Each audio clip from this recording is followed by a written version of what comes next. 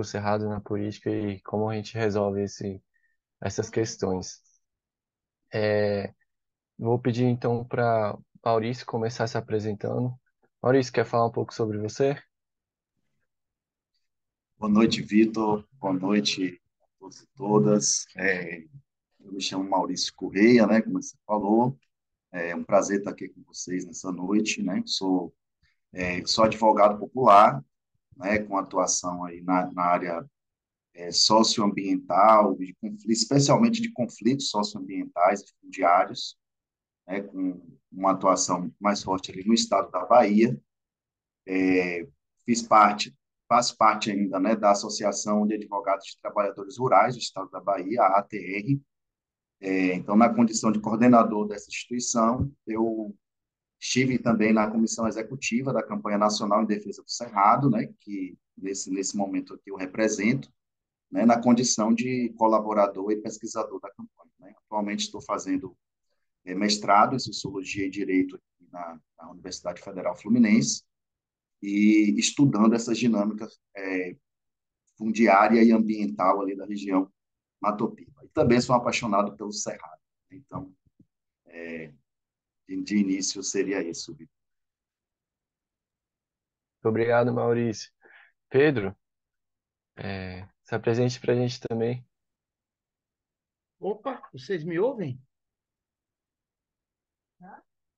Então, eu sou Então, Pedro Ivo, eu moro em Brasília há mais de 20 anos, mas sou cearense. Então, eu sou um catingueiro serratense.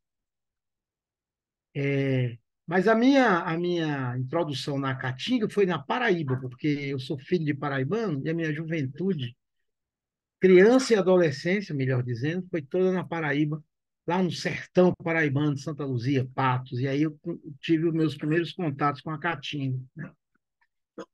Depois eu nasci em Fortaleza, então lá fazia parte do movimento socioambiental, comecei no movimento sindical, depois fui o coordenador nacional de meio ambiente da CUT, nacional, né? Fui secretário de meio ambiente em Fortaleza. Hoje sou presidente da Associação Alternativa Terra Azul, uma organização da sociedade civil que atua na perspectiva aí socioambiental. Sou o coordenador nacional do FBONS, Fórum Brasileiro de ONGs e Movimentos Sociais. E nós, ambientalistas, geralmente somos de muitas entidades, né? Então, FBONS, Carta da Terra, somos também da Rede Cerrado, etc., aí nessa luta, né? E fui eleito para o CONAMA, representando o Centro-Oeste. Também sou membro do Conselho Nacional de Participação Social e sou um dos fundadores da Rede Socialista, né, que agora está se rearticulando no Brasil todo, né? Bom, eu tenho um currículo grande porque eu tenho 64 anos, né? Então, a vida vai fazendo um currículo da gente, né? Mas, como diz o Paulo Freire, sou também um aprendiz. É uma alegria estar aqui com vocês, né? É isso. É uma alegria estar com vocês aqui também esta noite. Pedro viveu muito, viveu bem e vai ver ainda mais. Deus É, quiser. Pensei que você já estava me enterrando. Viveu muito, Não, viveu bem. Opa! jamais. Mas, então, pessoal, queria começar perguntando para vocês dois, né? É, quais os problemas que vocês enxergam hoje no Cerrado brasileiro? Assim, quais são os principais desafios que hoje nós, povos do Cerrado, né, serratenses, enfrentamos? Na perspectiva de cada um de vocês, claro. Quem quer? Posso falar, Maurício? Ou você quer falar primeiro? Você que está aí na campanha nacional. posso falar rapidamente, aí eu passo a bola. Então, Vitor, né, nós ali na campanha em defesa do Cerrado, é uma rede que agrega em torno de 43 organizações, incluindo a Rede Cerrado também está lá. Nós entendemos que romper inicialmente com o processo de invisibilidade desses problemas é o primeiro passo, né? Porque nós sentimos que há uma ausência, né, do Cerrado, tanto nos seus aspectos de positivos, no que essa região ecológica proporciona ao país em termos da própria sustentabilidade da vida aqui no continente, quanto das ameaças que ele vem sofrendo, especialmente nos últimos 60 anos, né? Então, romper essa invisibilidade é o primeiro passo, e eu acho que iniciativas como essa, eu sigo vocês também lá no Twitter, vejo que vocês também têm essa...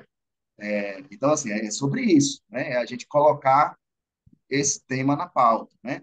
Tanto valorizando a diversidade do Cerrado, não apenas a biodiversidade, que corresponde a 5% da biodiversidade total do planeta, mas também a diversidade de gente, de pessoas no mundo urbano, no mundo rural, e né, as dezenas de tipos de comunidades, de povos tradicionais que existem, formas diferentes de vivenciar o Cerrado, né? Então, acho que isso precisa ser visibilizado, né? E eu penso que, talvez, assim, o principal, nós temos diversos aspectos que são problemáticos, aí a gente pode falar da mineração, a gente pode falar das atividades degradadoras, né, como a própria mineração, mas nós temos o Cerrado como visto, se por um lado ele é, digamos, ignorado no debate público como um bioma, como uma região ecológica biodiversa, por outro lado, é tratado meramente como fronteira agrícola. Então, como visto como uma zona de sacrifício, né, para supostamente sustentar a economia, que na verdade os números nem dizem isso, né, relacionados a essa sustentação. Então, o cerrado ele perde metade da sua cobertura vegetal em 50 anos. Né? A Mata Atlântica, se a gente for pensar, né, levou 500 anos, chegamos a quase que a extinção da Mata Atlântica num período de 500 anos. O cerrado já tem 51%, nós estamos falando aí de mais de 100 milhões de hectares, destruídos em 50 anos.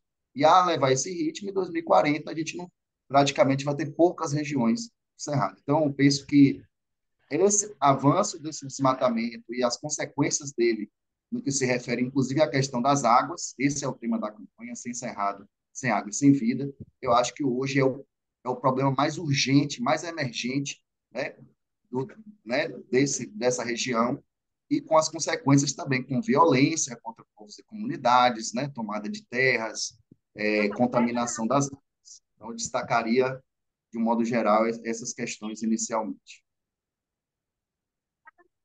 E aí já passo para o Pedro, né? Então, para mim não repetir o que o Maurício falou, que eu acho super importante, eu vou tentar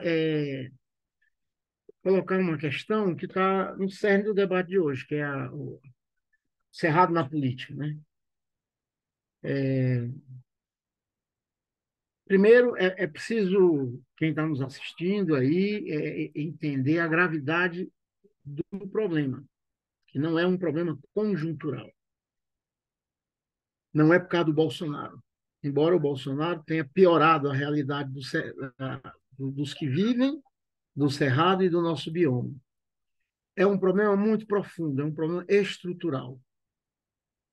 O Brasil, quando ele foi invadido, o modelo que foi adotado de desenvolvimento já naquela época foi o modelo depredador.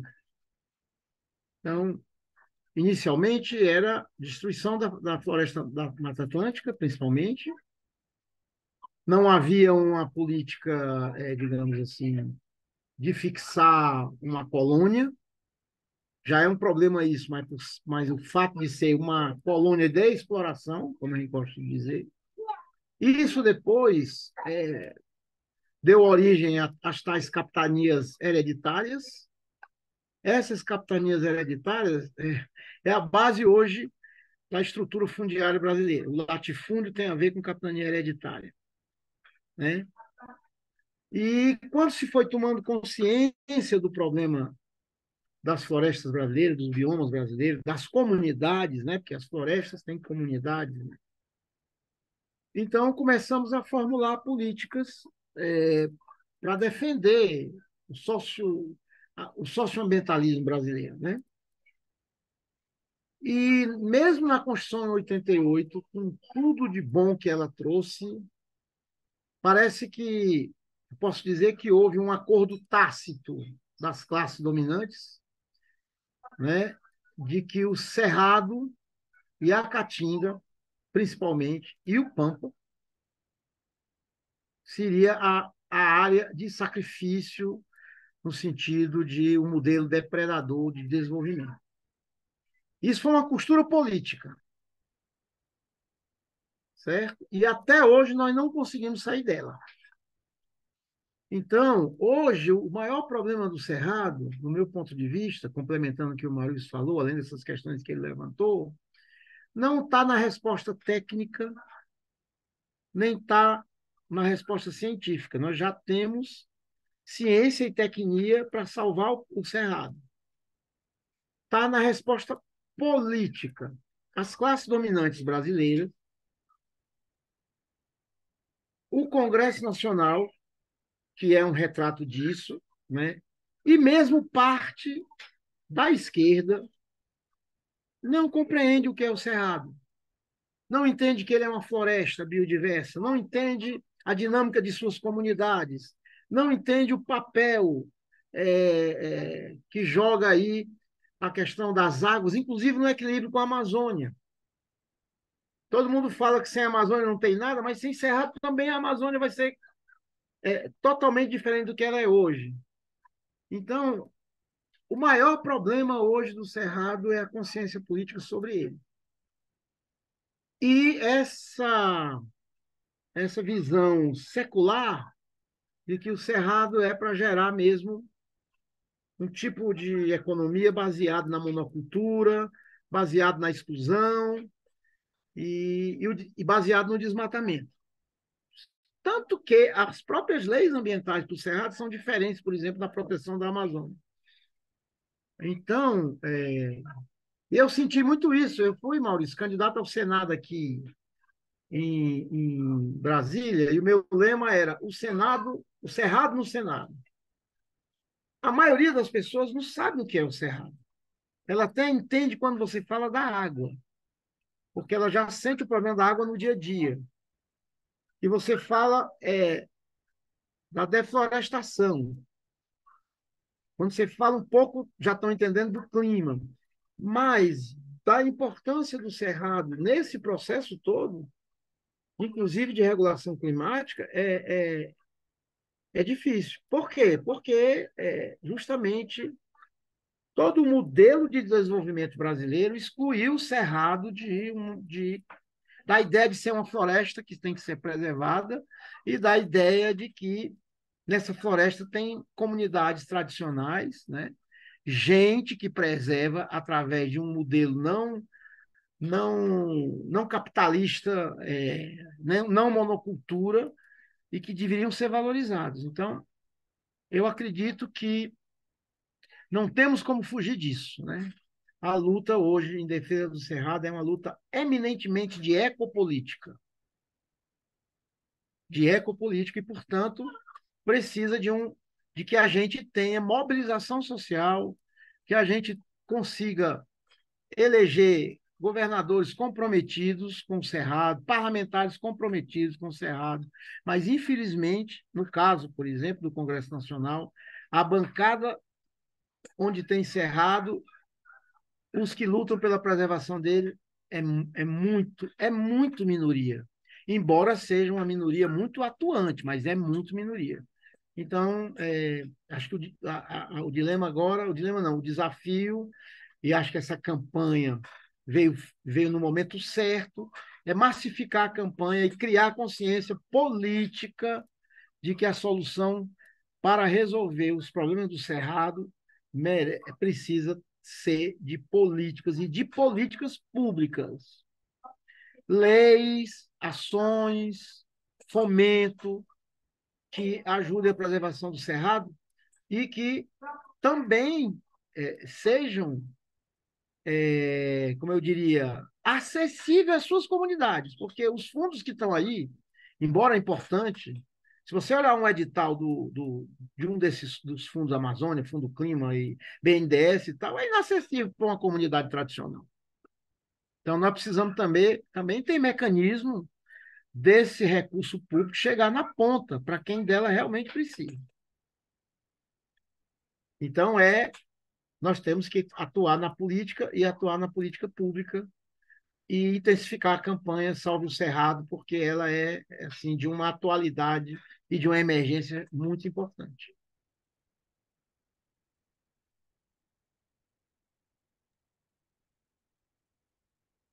É importantíssimo a fala do Maurício e do Pedro, né?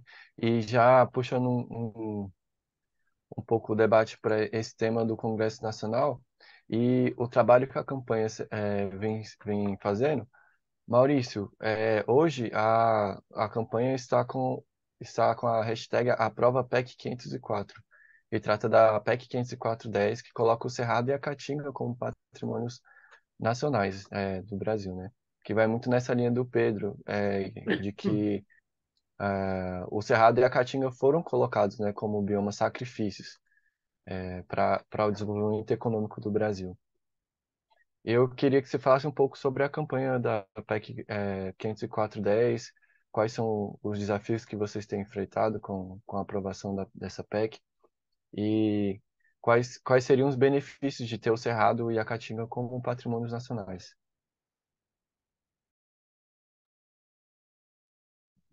Pronto, muito bem, Ivo.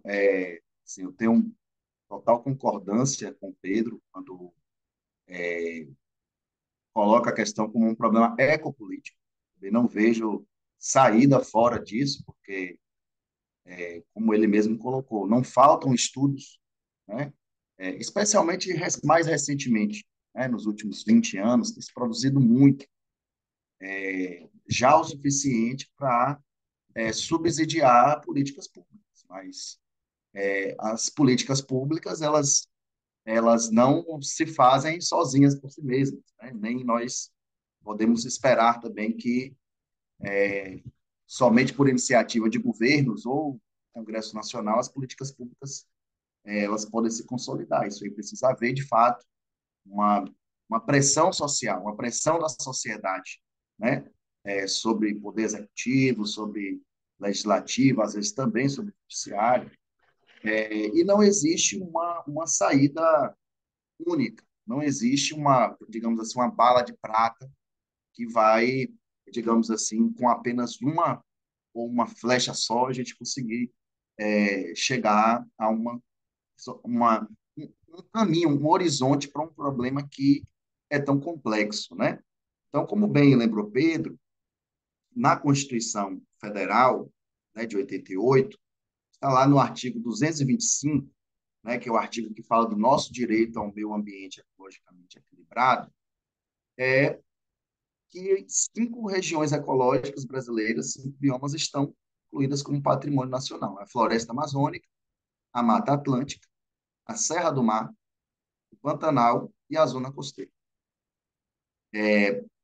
Daí a gente, o que isso implica? O próprio texto, ele sugere, o próprio texto do parágrafo 4º, que é onde está incluído essas 5 regiões, fala que nessas regiões a utilização econômica dos recursos da natureza deverá se dar dentro de condições que assegurem a preservação do meio ambiente. Então, é preciso pensar a utilização econômica junto com essa preservação.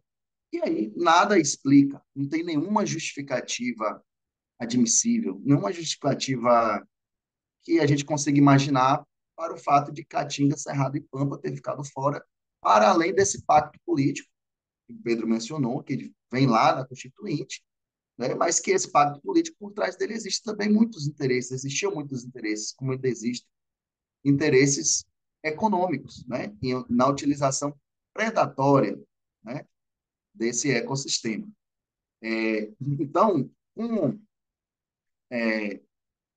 digamos assim, o resgate dessa pauta da PEC 504, né, o que a Campanha Nacional de Defesa do Cerrado, né, junto com parceiros como, por exemplo, a Articulação do Semiárido, a ASA, né, que aderiu, está junto dessa campanha, na verdade, está construindo junto, né, porque a gente precisa lembrar que essa proposta de emenda constitucional ela inclui os dois biomas. Infelizmente, faltou o Pampa, né? Era também para ter incluído o Pampa, mas nessa PEC foram agregados Cerrado e Caatinga, e é uma PEC que, na verdade, se a gente olhar as primeiras propostas, a primeira proposta veio de 1995. Então, já são quase 30 anos, né, que esse debate vem sendo colocado no Congresso Nacional. E uma coisa curiosa, se a gente for olhar o histórico da tramitação legislativa dessa proposta de emenda constitucional, que seria para inserir o Cerrado e Caatinga nesse parágrafo 4º, é que, pelo menos lá no início, ali nos anos 90, houve até uma confluência suprapartidária em termos de proposição. Por exemplo, os primeiros deputados que apresentaram eram do PSDB. A gente teve o Demóstenes Torres, que era do PFL-DEM, que depois apresentou a PEC 51 no Senado, e depois se juntou para virar a PEC 504. Senador Eduardo Azeredo, de Minas Gerais, do PSDB. Sandy Júnior, do PP de Goiás, também em 2003, né, apresentou também uma proposta, 188 de 2003. No fim, todas essas propostas elas foram agregadas no ano de 2010 sobre essa PEC 504, né? E desde 2013 ela passou, foi o senador Azeredo, apresentou o relatório na Comissão de Constituição e Justiça, defendeu a proposta como constitucional, passou por esse crivo, né, da constitucionalidade, e ela está pronta para votar desde setembro de 2013. Então, há exatos 10 anos, ela está pronta para ser levada a plenário. E por que não é levada? Já foram diversas tentativas. Algumas vezes ela chegou próxima a ser colocada em votação. E é um grande desafio com o Congresso Nacional que nós temos articular essa campanha, colocar essa campanha na rua. Sabemos das dificuldades.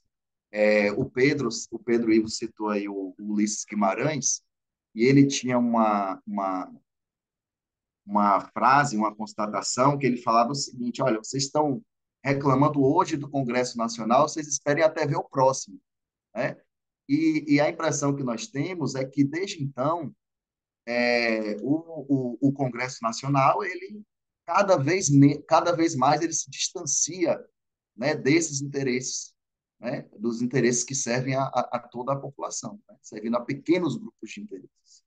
Então, é desafiante, né? Contudo, a avaliação na campanha é de que o momento, talvez, há muito tempo não havia um momento tão favorável para se colocar essa discussão em campo, né? Primeiro porque nós precisamos também ter uma pauta positiva, né? A gente precisa falar dos desmatamentos, a gente precisa falar da contaminação das águas, a gente precisa falar da morte dos rios, mas a gente precisa falar também do que esses biomas trazem, do que essas regiões trazem de riquezas, né? Se a gente for somar aí as duas regiões com suas áreas de transição, nós estamos falando de 50 milhões de pessoas.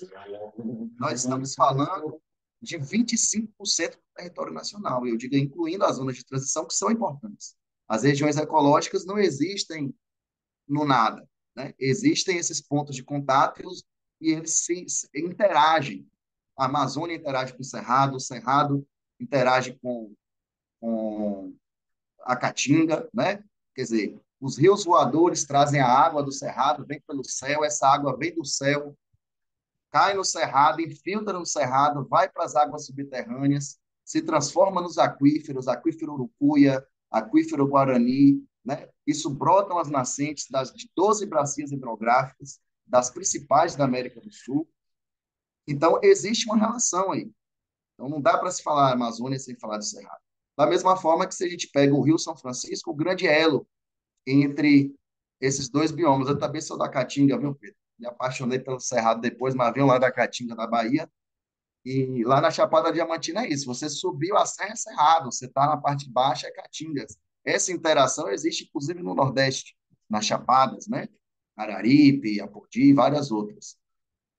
Então, de certa forma, houve essa percepção de que, com a mudança no cenário político, é lógico, sem ilusões, né? Sem compreendendo as dificuldades de um governo que não é um governo nem um governo de esquerda, é um governo que se coloca no plano do centro, mas que, desde o início, né, vem sinalizando, né, talvez até diferentemente das outras experiências do Partido dos Trabalhadores, pelo menos no partido do segundo mandato de governo Lula, um sentido de um olhar mais atencioso, né, de prioridade para os aspectos de um desenvolvimento que não seja destrutivo, né?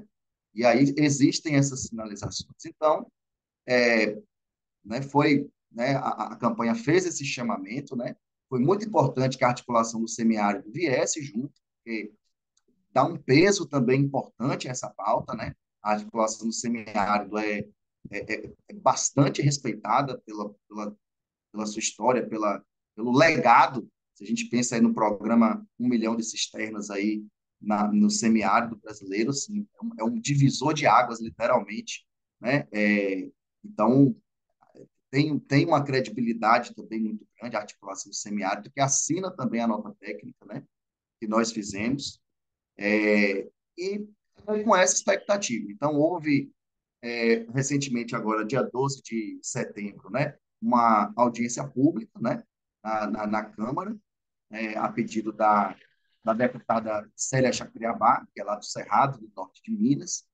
E antes disso, né, antes e depois, tem havido um esforço, também houve agora recentemente o Encontro dos Povos do Cerrado, né, um grande evento aí que acontece em Brasília e que soma, né, nessa força. Nós estamos no mês do Cerrado, e tem sido feitas bastante conversas com parlamentares, com assessorias parlamentares, e, embora, né, sejam apontadas as dificuldades, né, para se colocar em votação, por outro lado, se apontam caminhos possíveis no sentido de convencer de que esse é apenas um primeiro passo, né?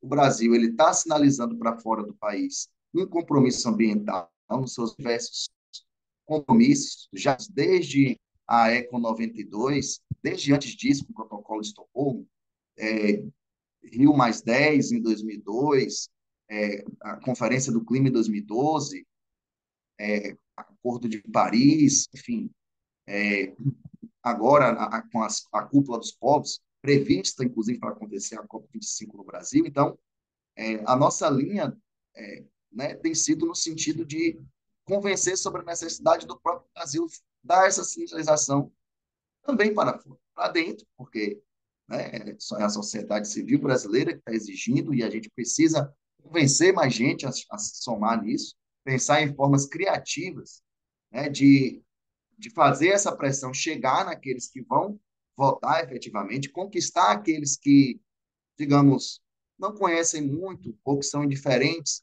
mas que não vão ter tantos, talvez não pensem que vão ter tantos interesses contrariados, né? Então, existe um campo aí no chamado centro, né, que a gente entende que é possível, né, fazer avançar e inserir, né, essa Cerrado e Caatinga é apenas um primeiro passo, né, um primeiro passo para a gente dar a devida importância, né, tem algo de simbólico e é importante também, o símbolo também é importante, né, aponta para onde a gente está, quer dizer, querendo orientar, né, as ações e políticas públicas, mas não é só símbolo. Efetivamente, é você inserir no texto constitucional, que é a lei maior de todas, então, inserido, nós vamos precisar debater questões mais específicas, aí sim, né, mais miúdas, no sentido de como que nós vamos enfrentar, quais são as medidas, né, para além dos planos de combate ao desmatamento, né, quais são as medidas articuladas que vão ser conduzidas com um olhar específico sobre a problemática dessa região, porque eu acho que é isso que está faltando, eu acho que a proposta de emenda constitucional ela vem nesse sentido. O desafio é grande, mas a gente tem esperança de que, faltando esse debate, inclusive só pelo fato de conseguir a gente também articular Cerrado e Caatinga, fazer esse debate acontecer, já é é uma grande coisa. E a gente espera que a gente consiga dar consequência a esse debate, fortalecendo essa batalha com novas adesões. É isso. A destruição do Cerrado ele é um problema público que vai demandar, né, várias políticas públicas para a sua solução. A PEC é apenas uma delas, mas acredito que já é um passo importante, como o Maurício falou, né? A Constituição é a nossa lei maior. Então, a aprovação dessa PEC, ela pode garantir outras ferramentas e instrumentos para a proteção do bioma cerrado. Pedro, quer deixar sua Bom, contribuição também? primeiro assim, eu participei do programa, da construção do programa do Lula, né? Eu trabalhei na área no programa geral e depois eu fui o relator da transição no meio ambiente. Então, realmente, de todo o período governado pelo PT e suas alianças, esse é onde tem uma pegada mais forte na questão ambiental, certo? Inclusive, eu saí do PT porque eu não tinha pegada ambiental, né? Toda vida que a gente era oposição, a gente era muito bons ambientalistas. Quando a gente era governo, a gente não era. Isso me levou a sair, né? Mas eu reconheço hoje que essa caracterização do Maurício é boa. Essa é a oportunidade maior que nós temos. Por quê? Porque no programa, nas diretrizes programáticas do Lula, que não tem um programa acabado, um diretrizes, né? Nas diretrizes programáticas do Lula ficou muito forte alguns conceitos, né? O primeiro deles, o Brasil precisa de uma transição ecológica, energética e climática. E outra questão que foi muito importante e fundamental, que nós precisamos de desenvolvimento sustentável em todos os biomas, não apenas na Amazônia. Então, isso está escrito, esse foi o programa votado no primeiro turno. Portanto, tem respaldo de milhões de brasileiros. O que está acontecendo agora? Mais uma vez, né? Eu que sou mais antigo me deparo com isso. Maurício não é tanto quanto eu, mas também já deve se deparado. Quando você forma frente amplas, fica um governo em disputa. O pessoal mais à esquerda, mais progressista, quer puxar para uma pauta e para uma agenda mais esquerda e mais progressista, e o pessoal da direita, que, que cresceu dentro do governo agora com a entrada do Centrão, vai puxar para a direita. Então, qual é hoje o paradoxo? Um governo presidido por um presidente de esquerda, que o presidente do Congresso Nacional e sua aliança no Congresso Nacional quer que eles governem o país com o programa do Bolsonaro, ou parecido com o do Bolsonaro. Por isso que, muitas vezes, a disputa no Congresso se torna terrível, porque a turma quer que o governo do presidente Lula não seja o governo do presidente Lula.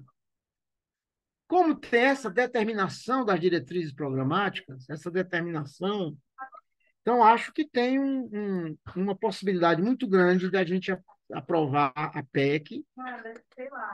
Para isso, tem que ter, além da pressão popular muito grande, então, tudo que estamos fazendo na campanha precisamos redobrar, e tem que ter um empenho do governo. O empenho do governo de mandar a sua bancada votar. Então, esse é o elemento político da conjuntura que ajuda. O segundo elemento da conjuntura que ajuda é internacional, que eu acho que a gente tem explorado pouco, porque há uma grande pressão internacional pela Amazônia, mas pode haver uma grande pressão internacional pelo Cerrado, até mais do que a Caatinga, que a Caatinga é um bioma brasileiro, naturalmente brasileiro. O Cerrado é uma savana. Então, unir também, além de no Brasil, com países que preservam a savana, eu acho que é um segundo elemento que nos ajuda. E hoje o presidente Lula tem tido uma postura internacional e irretocável. Então, ele é uma liderança hoje que pode pôr na pauta, além da Amazônia, o Cerrado e a Caatinga, por exemplo, né? A Caatinga até também porque ele conhece muito como pernambucano que é. Esse é um segundo elemento que eu acho favorável para nós. O terceiro elemento favorável para nós é um elemento triste. É que desmatou demais. Não tem mais como desmatar. O desmatamento acumulado do Cerrado é 88%, não é isso, Maurício? Em torno de 88%. O desmatamento da Caatinga também é enorme. E os governos do Nordeste, que boa parte tem governador da esquerda, não tem mais como justificar o desmatamento da Caatinga. Ok, era a direita em alguns lugares. E agora? Se tem uma diretriz programática do governo do presidente Lula que fala de que tem que ter desenvolvimento sustentável em todos os biomas. Então, realmente, nós temos uma conjuntura mais propícia, e mais, nem por isso, mais fácil. Agora, eu queria falar de algumas coisas que eu acho importante, porque geralmente não se fala, que são de conceitos, tá? Que eu acho que nós ainda vivemos uma dubiedade nos conceitos. E muitas vezes eu estou preocupado, principalmente na área ambiental, da influência negativa europeia. Tem coisas positivas, quando a gente fala Eco 92, quando a gente fala os acordos, a ONU, não deixa de ser uma coisa boa, né? Embora a ONU não seja nenhuma Brastemp, mas não deixa de ser uma coisa boa. Porque o acordo sobre clima está aí desde Rio 92 e não consegue avançar. Mas é importante, principalmente vocês jovens, né, saberem que a ecologia no Brasil ela vem antes da Rio 92. E ela vem antes do que 70, quando houve o desastre, a hecatombe nuclear no Japão. É impressionante que José de Alencar tem um discurso dele no Senado falando que o Brasil vai ser deflorestado e que vai virar um deserto se não for reverter o desmatamento. É impressionante. Eu sou da história, por isso que eu gosto sempre de lembrar isso. Depois, lembrar que a primeira grande floresta recuperada foi no Império, do Dom Pedro II, a floresta da Tijuca. E lembrar que o Chico Mendes e o movimento da Amazônia criou um conceito que não existia no mundo e que nós agora estamos esquecendo dele, que é o socioambientalismo. O socioambientalismo, ele nasceu no Brasil por causa das condições do Brasil. No Brasil não dá para separar bioma, floresta do seu povo. O modelo americano é das grandes unidades de conservação, muitas vezes sem gente, aquelas de uso integral, né? No Brasil, não. No Brasil, tudo que nós temos de avanço, na Rede Cerrado, na ASA, na Rede Mata Atlântica, no FBONS, no Grupo de Trabalho Amazônico, na consciência, digamos assim, do movimento socioambiental no Brasil, é o socioambientalismo. E isso está sendo gradativamente substituído pela economia verde. É um grande perigo. Que a economia verde é um conceito que vem dos países de capitalismo central que perceberam a crise climática, perceberam a importância da relação economia e ecologia, mas apresentam a saída de mercado, meramente de mercado, do grande mercado capitalista. Eu não tenho ilusão que o nosso governo não vai ter que fazer alguma política para o mercado capitalista. Claro que não, porque é um governo, não é um governo social, ecossocialista, digamos assim. Mas o problema é não deixar nada para o socioambientalismo, porque o socioambientalismo apresenta um modelo diferenciado da saída da crise ecológica, um modelo que inclui as comunidades. Incluir as comunidades, incluir os ribeirinhos, incluir os seringueiros, incluir os indígenas, os quilombolas, os povos do cerrado, os povos que não estão integrados totalmente na economia capitalista, não é retórica. Ou não são os nossos pequenos projetos, que são importantes, mas é fazer com que os fundos públicos financiem isso. E olha, para quem é da Amazônia, o Fundo Amazônia, uma comunidade pegar algum dinheiro do Fundo Amazônia é muito difícil. Ou mesmo esses editais que estão saindo, é de uma dificuldade para uma comunidade indígena, para uma comunidade quilombola, é muito difícil. Então, além dessa questão, como disse o Maurício, a PEC 504 é só uma abertura fundamental, né? Mas depois tem que ter política pública. E a política pública tem que atingir a base, a classe trabalhadora, os quilombolas, os povos indígenas, a agricultura familiar, os ribeirinhos. E no nosso Cerrado, essa diversidade de povos que nós temos, que vai do cigano ao gerazeiro, né? Tem que ter política pública para isso, tem que ter recursos para isso. Não pode os bilhões que vão entrar no Fundo Amazônia, no Fundo Clima e no BNDES, ir só para o mercado de carbono, certo? Então, acho que essa é uma batalha que está paralela a isso que está aí. Acho que, pelo menos, a gente está tomando consciência disso. A terceira ordem é o diacho de crescimento econômico e de desenvolvimento econômico. Toda vida que a gente se depara com esse conceito, eu me lembro do Celso Furtado. O Celso Furtado escreveu, na década de 70, um livro que todo mundo cultua, mas ninguém aplica. Ele é um dos intelectuais mais festejados no Brasil. Mas ninguém aplica o Celso Furtado, porque o Celso Furtado escreveu um livro chamado O Mito do Desenvolvimento Econômico. Não existe desenvolvimento econômico e crescimento econômico separado da sustentabilidade. Quando você separa, certo?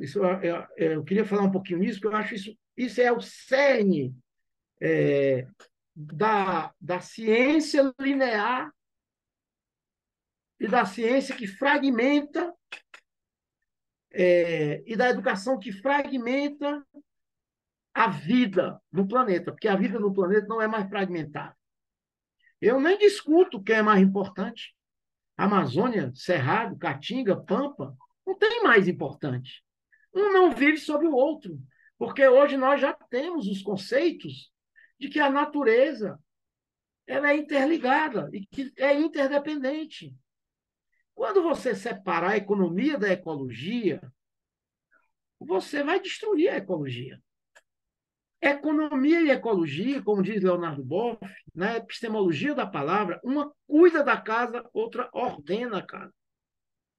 Então, não há solução para qualquer modelo de desenvolvimento quando a prioridade é a economia. A solução é quando a prioridade é também economia, ecologia, cultura, direitos. Se a gente não atuar pensando na sustentabilidade, que não é só ambiental. Estou falando de sustentabilidade, mas eu poderia ser um pouco mais radical e falar de ecossocialismo. Não vou falar hoje, que requer um outro debate. Mas vamos falar de sustentabilidade, vamos falar de bem viver, vamos falar de ecologia popular. A ecologia dos gabinetes, a ecologia que só pensa alternativa para o mercado, ela não é uma boa saída para o Brasil, porque o Brasil tem uma desigualdade monstra. E o presidente Lula foi muito feliz quando ele, no discurso em Nova York, olha, o presidente Lula fez agora duas coisas, todo mundo está comentando um. O discurso em Nova York, ele falou de meio ambiente e clima, e falou de pobreza e desigualdade.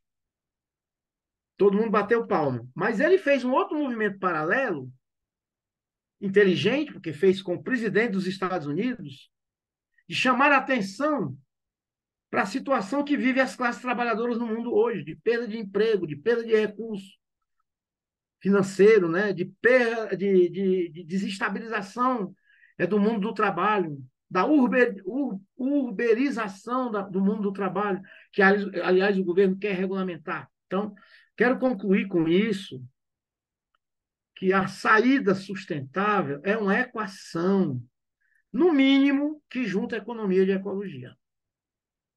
Ninguém consegue proteger seus biomas, suas florestas, se não tiver recurso para fazer isso. E esse recurso tem que ser das comunidades, dos povos indígenas, dos quilombolas, porque é provado cientificamente quando você olha assim o Xingu, que você vê a reserva indígena do Xingu, ela está preservada, e que você vê o entorno, está todo destruído. Mas ninguém vai conseguir preservar se também não conseguir sobreviver, né? Então, eu acho que o nosso desafio, concluindo essa minha outra fala, primeiro, esse é muito importante, aprovar a PEC 504, porque já virou uma vergonha mundial o índice de desmatamento da Amazônia o índice de desmatamento do Cerrado e da Caatinga é uma vergonha mundial. Então, se não segurar agora, não vai ter nada. Agora nós já estamos no prejuízo. E essa conjuntura que o Maurício falou. E a segunda conjuntura a segunda questão importante é fazer com que as diretrizes do programa que o presidente assumiu e que foi votado pelo povo brasileiro seja executado e que o conceito central seja de socioambiental, para que faça a inclusão social. O mercado verde, por mais pujante que seja, por mais importante que seja, ele não vai fazer a inclusão social. É só olhar, infelizmente, para a energia solar no Nordeste. Ou, desculpa, energia eólica no Nordeste. Uma proposta boa que está trazendo destruição para as comunidades de pescadores, para as comunidades tradicionais. Isso é vontade política. Dá para se fazer, dá para aquecer o mercado com isso, dá para o Brasil ficar com um desenvolvimento sustentável bacana e não precisa derrubar mais nenhum pé de pau, como diz a ministra Marina Silva. Hoje, o que você já tem devastado, só aí você já tem uma área para você recuperar tão importante que não precisa devastar mais para ter um modelo, digamos assim, que possa ter um ogronegócio ser substituído por um agronegócio, mas nessas áreas que já foi devastada. E todas as outras áreas rurais têm que ser agricultura ecológica familiar, agrofloresta, para garantir a segurança alimentar e a soberania alimentar do povo brasileiro. Esse é um enfrentamento, não tem jeito. Se a gente não entender isso, achar que a educação ambiental, que é muito importante, mas se eu fizer individualmente a minha questão de reuso de água, se eu fizer individualmente, é muito importante fazer individualmente. Acho, inclusive, que o futuro da humanidade é ir para o veganismo. Mas a escala da destruição do capitalismo é tão grande que precisa se contrapor ao modelo que está aí. Indo numa transição, como o próprio programa diz, uma transição ecológica, uma transição energética, uma transição climática. Porque você não vai chegar no carbono zero da noite para o dia, mas você tem que estabelecer essa transição. Esse debate da transição também é muito importante, para o Cerrado, inclusive, e para a Caatinga, que só aí daria aqui um debate muito profundo, mas é importante a gente fixar agora, amanhã, pela primeira vez, amanhã, às 16 horas, o ministro da Fazenda e a ministra do Meio Ambiente convidaram redes da sociedade civil, eu estarei lá representando o FBONS, para debater esse programa de transição ecológica que o Ministério da Fazenda está fazendo. Porque até agora a gente só conhece ele pela imprensa. Então, isso é muito importante também, porque se relaciona diretamente com o Cerrado. E eu defendi na minha campanha e continuo defendendo. Por que não um fundo Cerrado? Por que tem um fundo Amazônia? Por que tem um fundo Clima? Não tem um fundo Cerrado? Não tem um fundo Caatinga?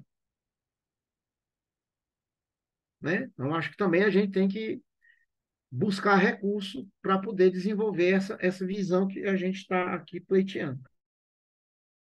Desculpe se eu falei muito, mas me empolguei aqui, tá?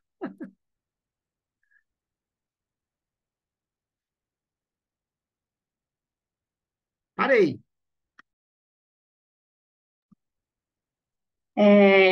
Eu acho que o Vitor deu uma travada e caiu. Mas, amigo Caio, você quer seguir aí enquanto ele não entra?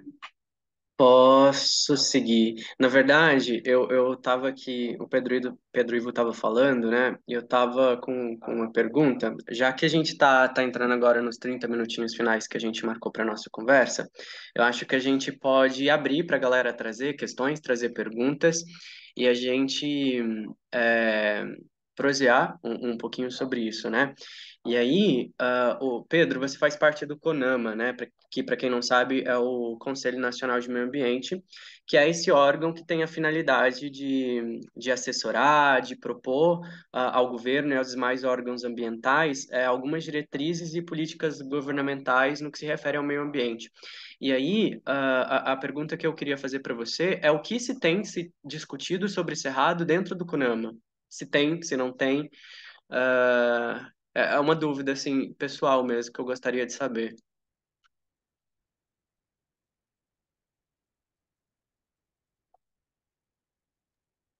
O CONAMA é um conselho. Vocês estão me ouvindo? Estamos te Pareceu ouvindo. o CONAMA, você tem dois conselhos, digamos assim, matriciais, mais importantes, tá? Que são referência. É o Conselho Nacional da Saúde. O Conselho Nacional da Saúde, o Bolsonaro não conseguiu destruir, tão forte que ele é, e ele foi fundamental para a gente escapar na pandemia. E o CONAMA, o Conselho Nacional do Meio Ambiente, porque esses dois conselhos são deliberativos. Então, o CONAMA, ele regulamenta as leis ambientais. Ele pode apresentar, é um parlamento de democracia participativa. Você tem um parlamento da democracia representativa, que é o que você elege, né? E você tem os parlamentos de democracia participativa, que são os conselhos, que a sociedade civil se faz representar lá.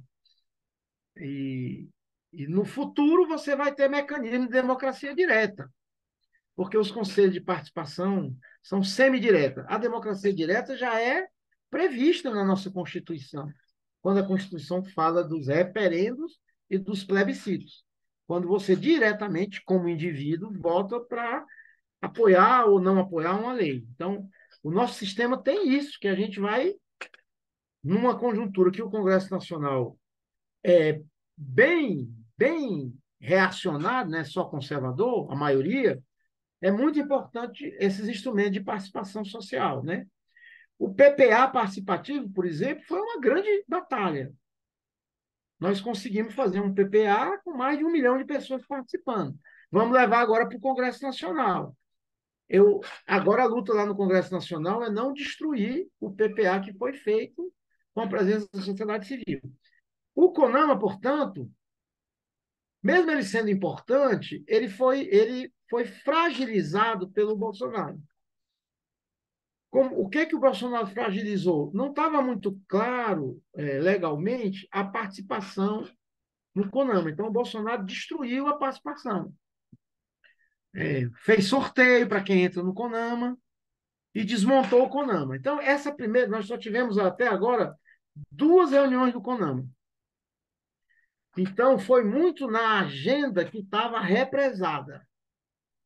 Qual é a agenda que estava represada? Principalmente essa de participação. No CONAMA, você tem o Cadastro Nacional das Entidades Ambientalistas. Para vocês terem uma ideia, na eleição que elegeu Terra Azul e a Funatura, que são os dois representantes do CONAMA, 9 entidades participaram.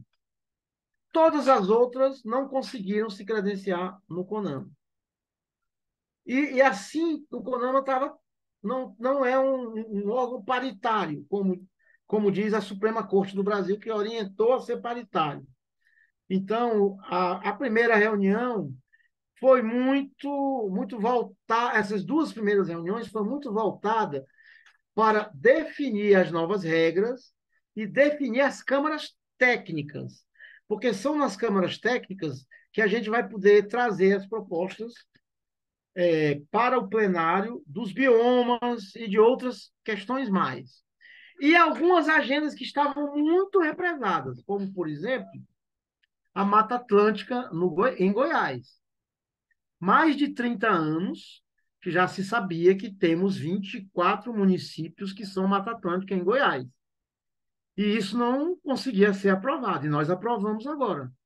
Então, o estado de Goiás, na sua biodiversidade, além de cerrado e outros biomas que nós já conhecemos, agora tem oficialmente a Mata Atlântica. Isso significa tem acesso a recursos da Mata Atlântica. Que tem, hoje no Brasil, você tem a Amazônia despontando e depois a Mata Atlântica. Cerrado e Caatinga ainda são patinhos feios, digamos assim, né? Do ponto de vista do status quo. Então, a agenda do Cerrado ainda não, sendo concreto, Caio, ainda não entrou pesadamente na pauta, embora entrou no debate, porque eles chamam lá tribuna livre. Então, nas tribunas livres, nós cobramos, né? Nós cobramos principalmente, uma coisa que nos preocupa, nós do Cerrado, é essa espécie de hierarquia do programa de combate ao desmatamento. Então, primeiro a Amazônia, depois o Cerrado. Quando chegar no Pampa, o governo tem acabado. Então, a gente cobrou muito a velocidade desse processo. Tanto que o PP Cerrado já saiu, né? Porque o ideal é que isso tivesse saído ao mesmo tempo. Mas tudo bem, a diferença não está tão pequena. Mas, assim, uma discussão mais profunda, ainda não. Mas a gente tem discutido já na bancada da sociedade civil levar o debate da PEC 504 para dentro do CONAMA. Por exemplo, se a gente aprova uma moção, uma resolução do CONAMA a favor da PEC 504, eu acho que isso vai ajudar a campanha. Né? Então, a gente está se preparando para fazer isso.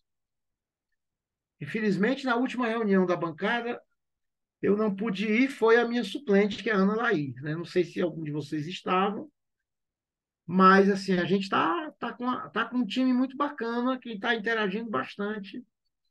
Eu acho que perfeitamente razoável na próxima reunião, que se eu não me engano vai ser outubro, a gente aprovar, Maurício, uma moção pela PEC 504.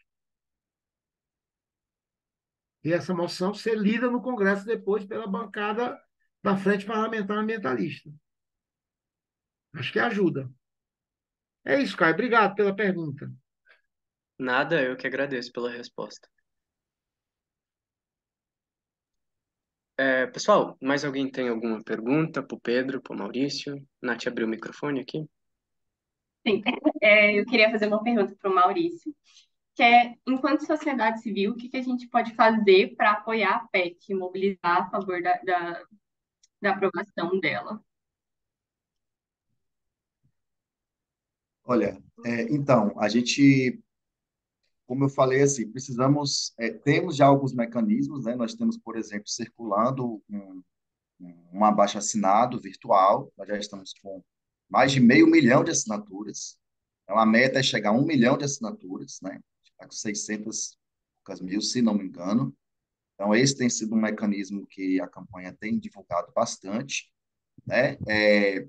Um outro aspecto importante é cobrar os parlamentares dos estados, né? Então, a sociedade civil, né, está organizada ou mesmo não organizada, pode fazer também essa cobrança direta aos parlamentares, às lideranças, né, especialmente nos estados. Então, também é importante olhar todos os caminhos, como o Pedro falou, é uma costura complexa, que vai exigir a gente pensar, por exemplo, uma articulação, pensando nas bancadas do Congresso. Então, você tem lá a bancada, hoje você tem a bancada dos povos indígenas e comunidades tradicionais, você tem a bancada ambientalista, socioambientalista, precisa pensar os partidos, precisa pensar os estados onde tem cerrado, que esses parlamentares são votados nessas regiões. Então, eu acho que esse é um papel importante, divulgar, né, as ações de comunicação que estão sendo pensadas. A gente precisa,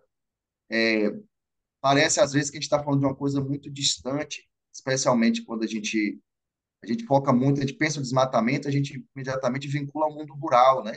Mas a questão ambiental está muito longe de se resumir ao campo, às dinâmicas de produção do campo, né? Então, essa questão da água é uma questão que a gente acha que é importante trabalhar essa conscientização, né, da importância que o cerrado tem para essa produção de água. Então, eu penso que essas são algumas das medidas, né, que estão, ao nosso alcance, né, para impulsionar essa proposta de emenda constitucional. Eu tenho mais coisas para falar, mas aí talvez, se alguém tiver também mais perguntas, eu poderia deixar em aberto.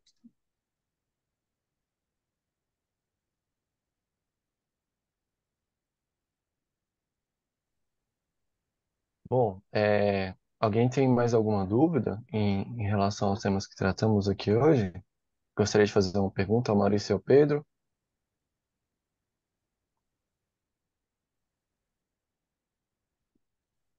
Bom, então eu vou fazer a minha pergunta. É, além da PEC 504, existem outras legislações de interesse a serem votadas no Congresso que vocês acham que a sociedade civil deveria prestar atenção? Olha, Vitor, é evidente que é uma questão que envolve, como nós falamos, é uma questão bastante complexa, porque quando nós falamos é complexa, assim, de se fazer, mas talvez não tanto de se compreender. Veja, o Pedro, ele trouxe a importância dos povos e como dos povos indígenas, das terras indígenas, dos territórios indígenas, dos povos tradicionais na preservação do bioma cerrado. Nós da campanha Cerrado, a gente já iniciou com este mote, né, do socioambientalismo, né?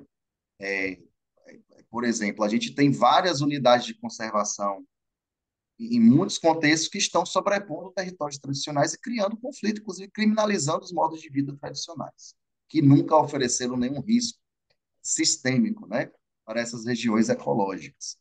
E aí, só para citar o dado, embora a gente precisa ter muito cuidado com a questão da unidade de conservação integral, mas se a gente somar unidade de conservação integral e de uso sustentável, tanto no Cerrado quanto na Caatinga, nós chegamos ao número de 8%.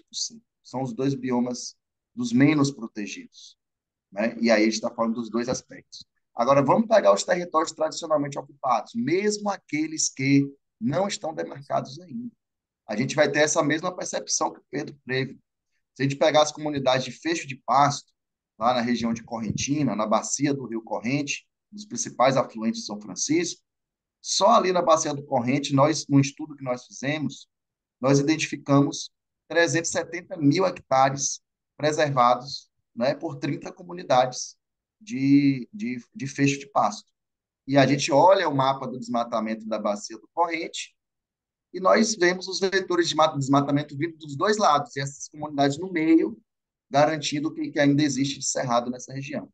Então, por exemplo, quando nós debatemos o marco temporal dos povos indígenas, ou os próprios feixes de pasto acabaram de conseguir uma vitória importante, um pouco antes do marco indígena, né? Havia um marco temporal para essas comunidades se auto-identificarem, né?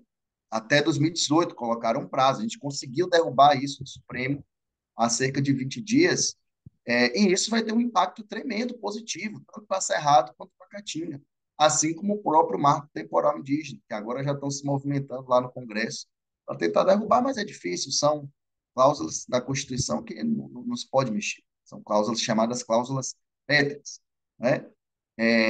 Então, tem muitos assuntos que acabam rebatendo.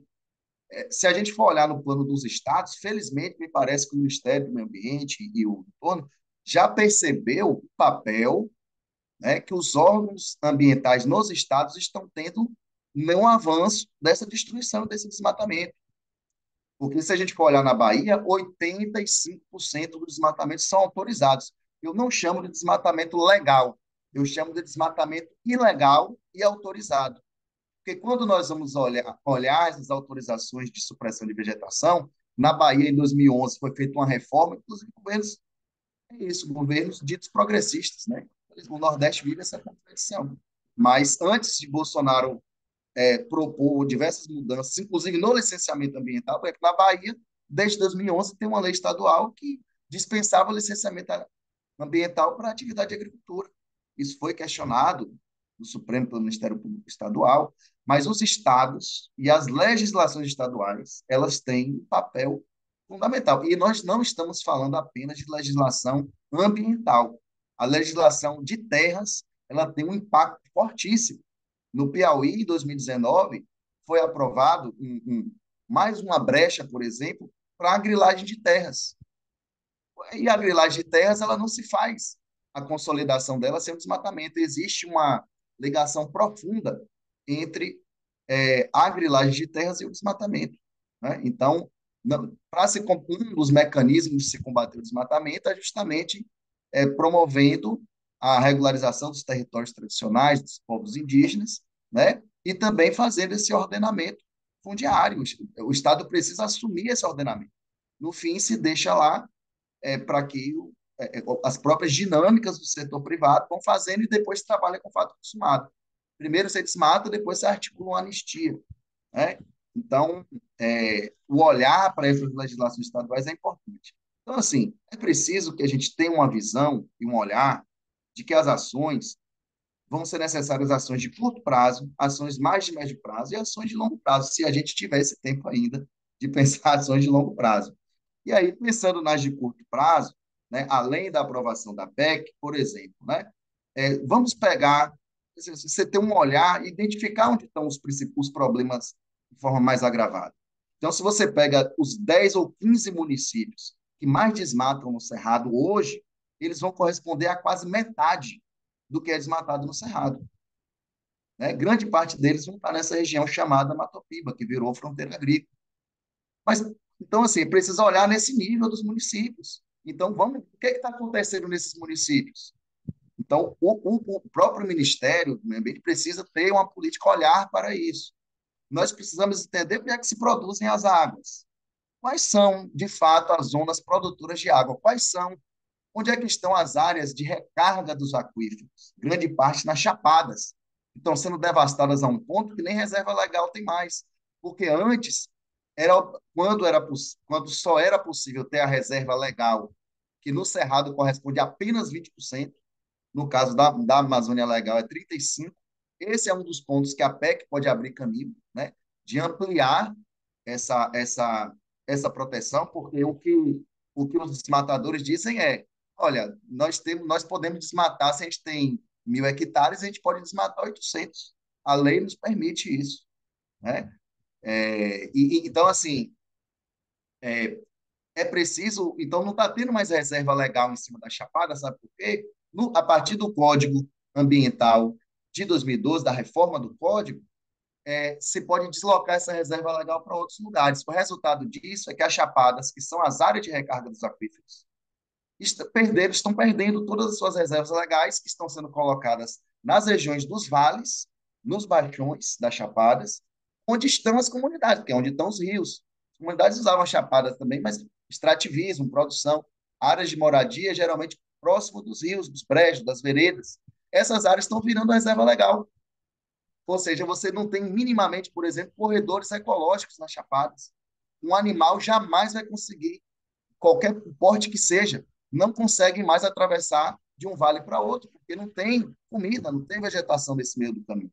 Então, algumas medidas elas são fundamentais. Onde é que são essas áreas de produção de água? Estas áreas precisam de imediato de uma política diferenciada de uso, né? Então, algumas medidas a gente entende que são muito mais imediatas. Outras vão depender de uma coisa básica que falta até hoje, que foi isso que o Pedro falou, que é diálogo, que é ouvir as pessoas do próprio Cerrado, ouvir as lideranças indígenas que vivem no Cerrado, ouvir as lideranças quilombolas, uma política participativa, porque também não dá para pensar essas alternativas de cima para baixo. Não dá para o Haddad chegar lá já com o programa pronto. Ele tem que trazer uma proposta. E essa proposta precisa ser discutida, precisa ser debatida, porque não se faz política pública em gabinete.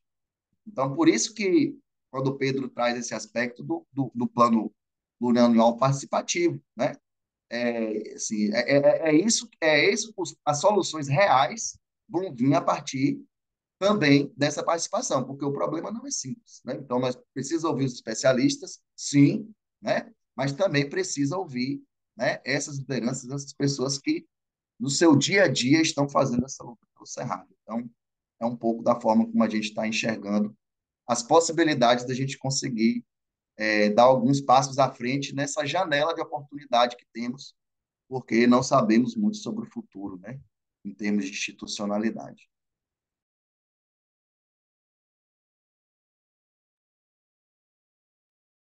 Muito obrigado, Maurício e Pedro, pelas palavras inspiradoras.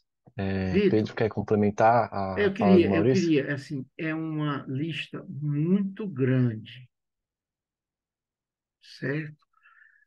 Há uma falsa tese de que o Brasil tem leis muito boas, falta só cumpri-las. No caso do Cerrado, isso não é verdade, né? Então, depois que aprovar a PEC, nós vamos ter que mexer nessa legislação, porque hoje ela é uma legislação que o cara desmata, como falou o Maurício, se apoiando na legislação vigente, né?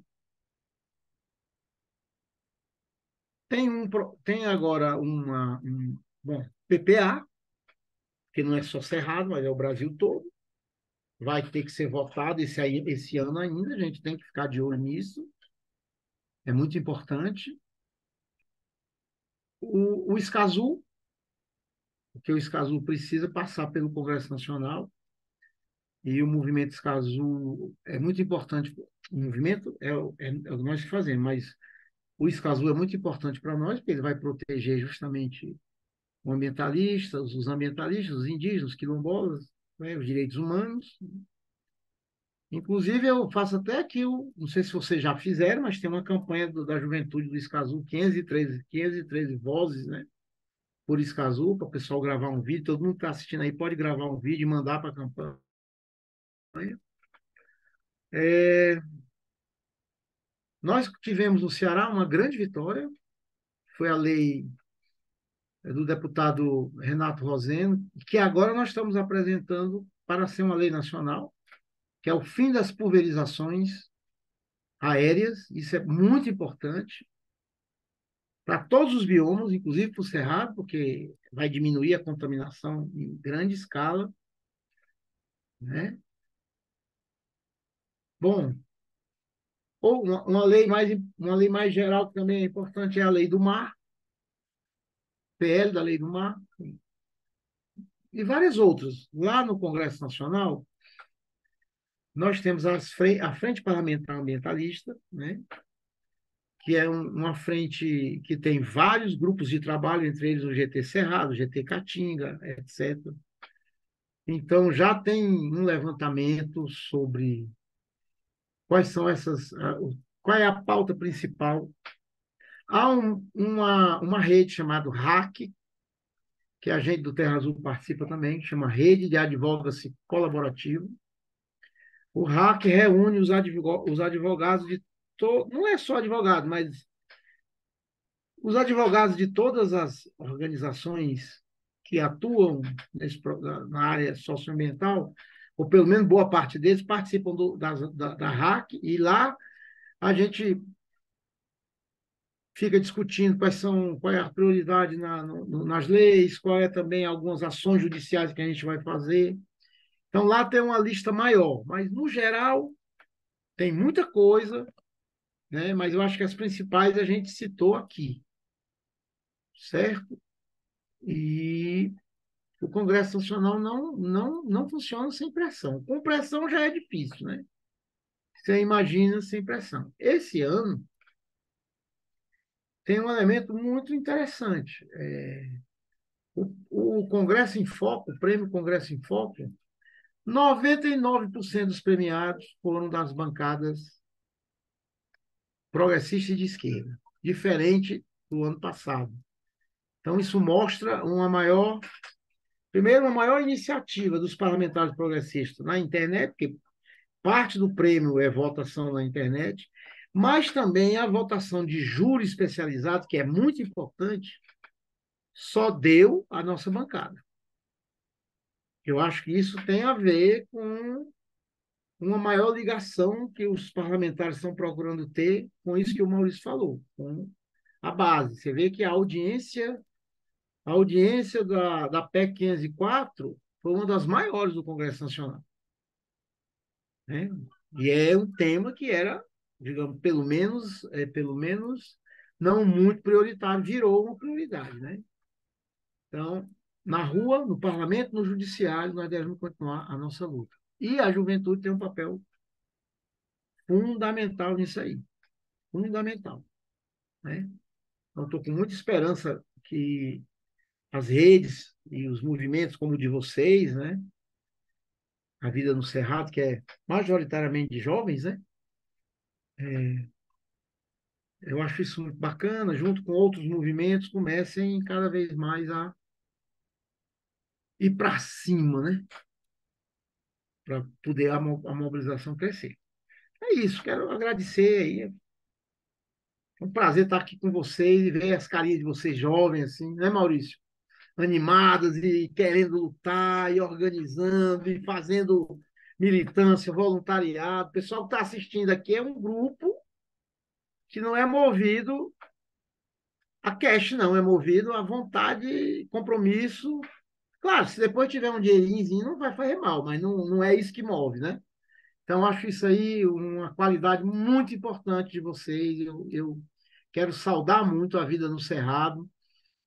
Tão jovem, não só na idade dos participantes, como no tempo, né? Acho que vocês têm 2 anos já.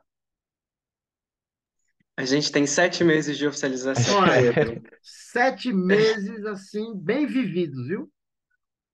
Bem vividos. Então, parabéns pela iniciativa. Estamos juntos e vamos continuar a luta aí. Vamos apoiar a campanha Salve o Cerrado, Salve a Caatinga, a PEC 504, e vamos botar o Cerrado e a Caatinga no coração da gente.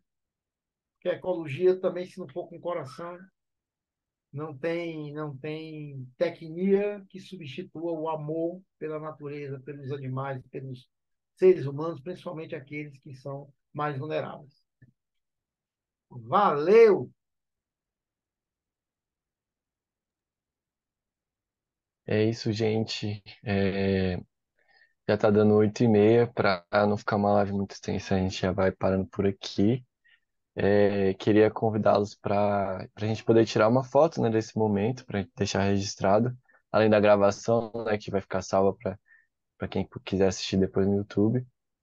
É, Se vocês tiverem mais dúvidas, por favor, encaminhem no chat ou podem enviar para a gente por e-mail, que a gente vai encaminhar para os palestrantes para eles poderem responder em outro momento. Vocês não vão ficar sem resposta. E queria agradecer aqui em nome da Vida no Cerrado, né, a participação do Pedro e do Maurício. Eu acho que foi muito importante ouvir a fala de vocês hoje. Foi bastante inspirador, assim. Vocês tocaram basicamente todos os temas que a gente queria discutir hoje sem nem precisar perguntar, assim. Foram falas bastante embasadas e cheias de informações e conteúdo. Foi tão pesado de informação que eu até caí no meio da transmissão aqui, mas consegui voltar. para conseguir terminar de ouvir o que vocês estavam falando, que eu fiquei muito interessado. Depois eu vou assistir essa live umas 300 vezes ainda, para poder assimilar todas as informações que foram passadas aqui. Só uma coisa, o colega Carlos José Brandão me perguntou sobre um novo direito constitucional de sexta e sétima geração. Eu quero dizer o seguinte, eu não sei se é sexta ou sétima geração, não sei, realmente não sou dessa área, mas já existe, e o encontro vai se realizar agora na Bahia, um movimento belíssimo, né, dos direitos da natureza. Esse movimento vai dar o que falar, né? Então, é um movimento aí que está sendo puxado nacionalmente e mundialmente, que defende a natureza como sujeito de direito, e isso muda tudo, porque é uma superação do antropocentrismo, mas tem uma linha também socioambiental. Portanto, o ser humano é parte dessa equação, mas vai além das leis só para nós humanos, como, por exemplo, já temos leis que, que determinam que um rio é um sujeito de direito, uma floresta é um sujeito de direito. Então, só para não deixar o Carlos aqui sem uma resposta, mesmo que seja uma resposta pela metade, Carlos, dá uma investigada nesse movimento do direitos da natureza, que é basicamente tem uma linha de novos constitucionalistas muito importante, muito forte, mas não me atrevo aqui a falar mais sobre isso, porque eu não sou constitucionalista, embora eu participe do movimento pelo direito da natureza também. Desculpe, Vitor, só para não deixar ele aqui sem resposta. Não, que isso, Pedro. Eu agradeço muito a sua resposta à pergunta do Carlos. Então é isso, gente. Vamos tirar então agora uma fotinha. É, preparar aí. Caio, você vai tirar? Eu tiro Posso daqui também. tirar? Tá, tiramos todos então. Perfeito. Alguém mais quer abrir a câmera? 2 segundos, hein?